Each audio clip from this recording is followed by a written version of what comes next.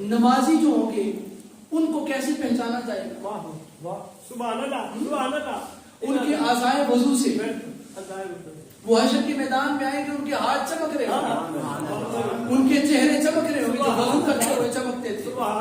अब बोलो जरा सुभान अल्लाह भाई, फिर बोलो क्या ख्याल है, हम जैसा गुलाम हो वजू करके हशर वाले मैदान में चमक रहा होगा। तो जिस नबी ने सारा नूर दिया है, जब वो मैदान महशर में आएगा, हर नजर कांप उठेगी महशर के दिन, खौफ से हर कलेजा दहल जाएगा, और कलकाली कमरी वो आ जाएंगे, हशर का सारा नक्शा बदल जाएगा। सारे हशर वाले देखेंगे भाई ये कौन आ गए, तो वो फरिश्ता कहेगा ये वो आ रहे हैं जो वजू किया करते थे। तो वजू करने वाला उधर अलल ऐलान पहचाना जाएगा। तो फिर वो जिनका जिक्र कुरान में आ गया, वल्लज़ीना यबीतूना लिरब्बिहिम सुज्जदन व क़ियामा, जिनकी जबीनों को सजदों की आदत हो, जिनको क़याम की आदत हो, जिनको रुकू की आदत हो, जब वो मैदान में आएंगे उनकी शान का आलम क्या होगा। और जब इमामुल अंबिया मैदान महशर आएंगे उनकी शान का आलम क्या होगा। नारे तकबीर, नारे रिसालत, अज़मत व शान मुस्तफा, नारे हैदरी, तन सवा लाख नारा हैदरी। हज़रात मोहतरम, मेरा ख्याल ये था कि आप नारा हैदरी का जवाब आखिरी नारा है, उसके बाद तकरीर मुकम्मल करने लगे हैं, तो आप अपना जरा ज़ौक़ और शौक़ का मुज़ाहिरा कीजिए ताकि मैं बात को मुकम्मल कर सकूं। जवाब दे नारा हैदरी। आपने नाम सुने हैं औरंगजेब आलमगीर और दूसरा दाराशिकोह, सुना नाम आपने? अपने अपने जमाने के नाम कमाने वाले। बाप मर गया, अब्बा मर गया, सल्तनत छोड़ गया, और दोनों में झगड़ा हो गया भाई अब कौन बनेगा इस अजीम सल्तनत का बादशाह। अब दोनों ने एक बात की, भाई बात ये है कि चलो चलते हैं पाक पतन के शहंशाह के पास। पाक पतन के शहंशाह के पास आओ, बाबा फरीद के पास चलते। वो जिसे कह देंगे ना वही बनेगा। पहले एक चला गया, वो शराबी था, जानी था, बुरे काम करता था, और जाके बाबा फरीद को सलाम किया, अस्सलाम वालेकुम। वालेकुम अस्सलाम। बैठ गया। बाबा जी अब्बा फौत हो गया है और मैं चाहता हूं कि मैं सल्तनत पे तख्त पे मैं बैठूं। याद रखो दुनियावी तख्त भी उनको मिलते हैं जिन पर दीन के तख्त वालों की नजर होती है। पाक पतन के शहंशाह। आपने फरमाया अच्छा तख्त चाहते हो? जी मैं तख्त चाहता हूं। आप अपनी जगह से उठे, अपने मुसल्ले से उठे, और वो झोपड़ी थी और वो मुसल्ला था जिसके ऊपर रेत भी साथ पड़ी हुई थी। तो आप अपने मुसल्ले से उठे और आपने फरमाया इधर बैठ जा।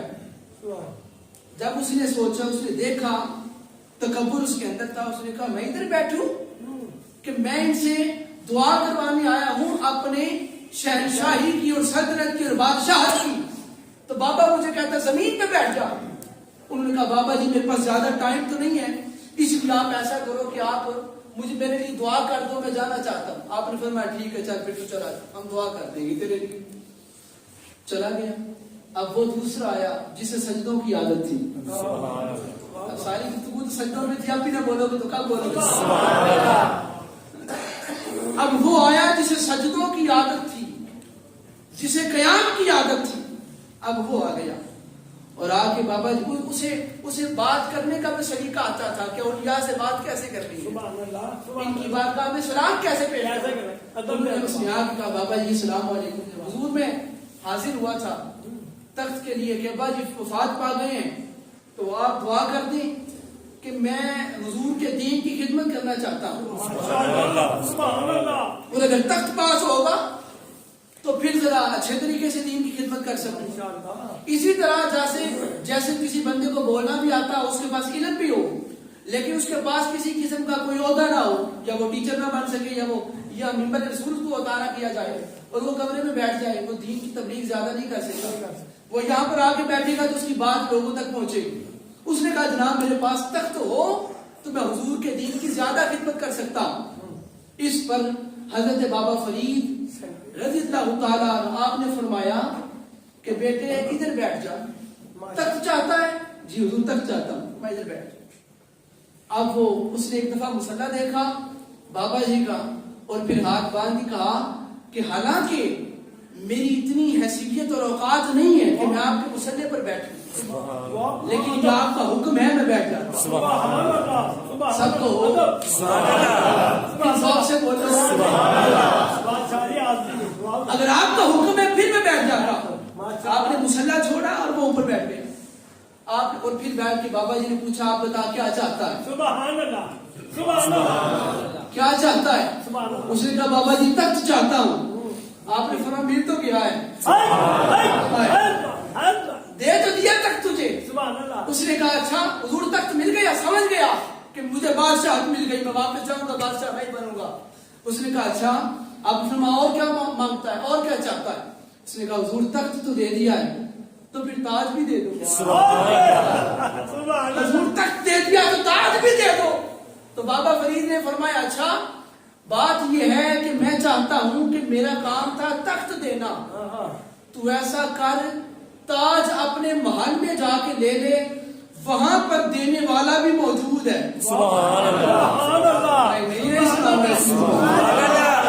ایک دفعہ ساری ایمانداری سے سبحان اللہ کہیے. وہاں جا کے اس نے کہا حضور میرے محل کے اندر ایسا کون سا درویش ہے کہ جو تاج شہنشاہی دیتا ہے؟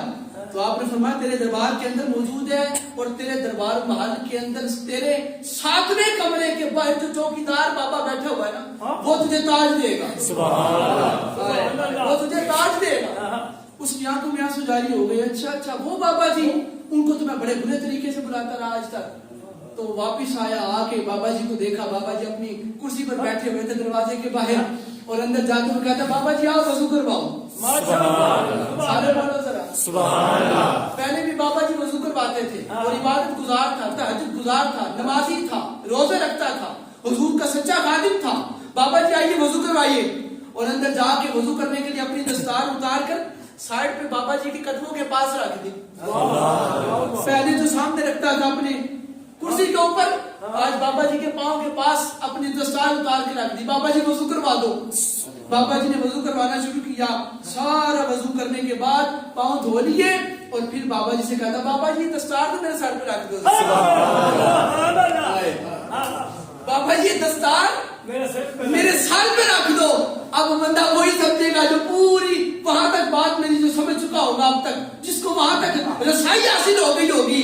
توجہ, اب بابا جی نے جب سنا کہ یہ مجھے کیا کہہ رہا ہے کہ دستار پہنا دو یعنی شہنشاہی دے دو یعنی تاج دے دو, آپ نے دستار اٹھا کے سر پہ رکھ کے باندھ کے فرمایا, اور آنکھوں سے آنسو جاری تھے, اور کہہ رہے تھے اس چنگا نہیں کیتا یار نے پیٹ نہیں کھولنے چاہیے.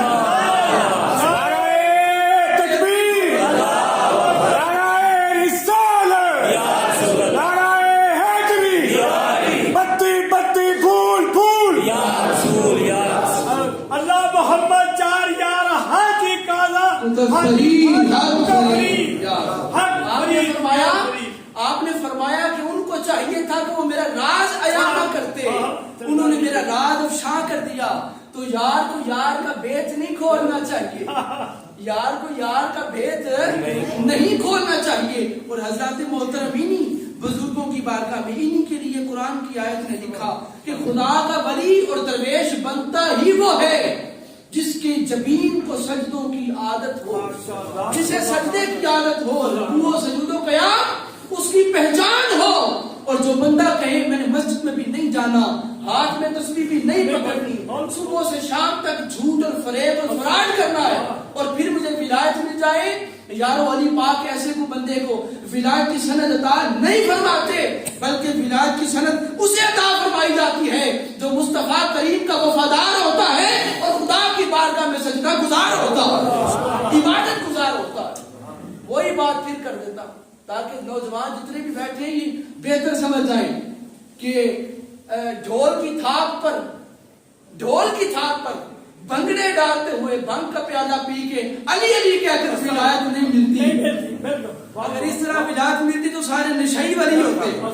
لیکن یاد رکھو آج تک کوئی ولی کسی قسم کا نشہ نہیں کرتا تھا. ٹھیک ہے, سن لیا. کوئی سگریٹ پی کے, چرس والے فیم والی چیزیں کھا کے, پنگ پی کے آگنا میں بڑیاں قربت حاصل ہو رہی ہیں, قرب حاصل ہو رہا ہے, تو خدا کا قرب نشہ کرنے سے حاصل نہیں ہوتا. ہاں, نشے کی بھی پھر قسم ہے. دنیاوی نشہ کر کے بیٹھو گے نا تو خدا کا قرب نہیں ملے گا. اگر حضور کی محبت والا جام پیئیں گے, درد و آرام کے مارے ہوئے کیا دیتے ہیں, ہم تو بس ان کی نگاہوں کو دعا دیتے ہیں. اور اللہ اللہ کیے جانے سے اللہ نہ ملے, اللہ والے ہیں جو اللہ سے ملتے ہیں.